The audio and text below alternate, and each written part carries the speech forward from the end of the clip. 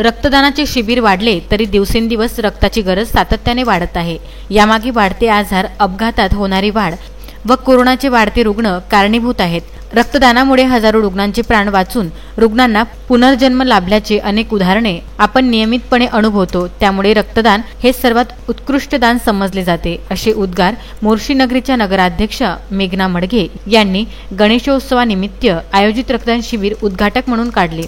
या रक्तदान शिबिराचे उद्घाटक म्हणून मोर्शी नगरीचे नगराध्यक्षा मेघना मडघे यांच्या हस्ते दीप प्रज्वलन करून रक्तदान शिबिरास सुरुवात करण्यात आली। यावेळी राष्ट्रवादी काँग्रेसचे गटनेता डॉक्टर प्रदीप कुऱ्हाळे, माजी नगराध्यक्ष विद्या ढवळे, मोर्शी नगर परिषदेचे बांधकाम सभापती रवींद्र गुल्हाने, नगरसेवक नितीन राऊत, केशवराव कांडलकर व विविध गणेश मंडळाचे अध्यक्ष उपस्थित होते।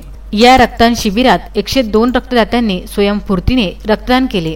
सदर रक्तदान शिबिर यशस्वी करण्याकरिता सूर्योदय गणेश मंडळ, कामगार गणेश मंडळ, सावता गणेश मंडळ, अभिमन्यू गणेश मंडळाच्या कार्यकर्त्यांनी अथक परिश्रम घेतले। या शिबिराला माजी कृषी मंत्री डॉक्टर अनिल बोंडे व भारतीय काँग्रेसचे विक्रम ठाकरे यांनी सदिच्छा भेट दिली।